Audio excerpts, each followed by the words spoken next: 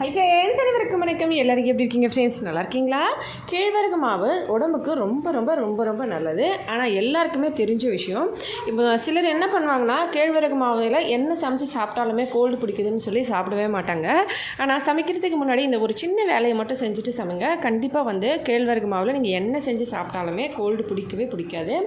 ரொம்பவே ஈஸியான ஒரு டிப்ஸ் தாங்க. ரொம்ப பெரிய விஷயம்லாம் கிடையாது. கேழ்வரகு மாவு எடுத்துகிட்டு ஃபஸ்ட்டு அடுப்பு மேலே ஒரு பாத்திரம் வச்சு, பாத்திரம் நல்லா சூடானோடனே கேழ்வரகு மாவு போட்டு நல்லா வறுத்துக்கோங்க. அதுக்கப்புறமா நீங்கள் என்ன சமைக்கணுமோ அதை சமைங்க. எது புட்டோ இல்லை தோசையோ இல்லை வெறும் அடையோ எது செஞ்சாலும் பரவாயில்ல, இல்லை கூழ் காய்ச்சினாலுமே சரி, ஜஸ்ட் லைட்டாக வறுத்துட்டு அதுக்கப்புறம் செஞ்சிங்கன்னா கண்டிப்பாக கோல்டு பிடிக்காது. வேறு ஏதாவது வெரைட்டியாக நீங்கள் செய்யணுன்னா அதிலே சேர்த்து ஃப்ரூட்ஸ் வறுத்து செஞ்சுக்கலாம். கண்டிப்பாக ட்ரை பண்ணி பார்த்துட்டு மறக்காமல் கமெண்ட்ஸில் எப்படி இருந்ததுன்னு சொல்லுங்கள் ஃப்ரெண்ட்ஸ். வீடியோ பிடிச்சிருந்தால் லைக் பண்ணி ஷேர் பண்ணி சப்ஸ்கிரைப் பண்ணுங்கள். ஹெல்த்தியாக சாப்பிட்டு சந்தோஷமாக சேஃபாக பத்திரமா இருங்க. அடுத்த வீடியோவில் பார்க்கலாம். நன்றி, வணக்கம்.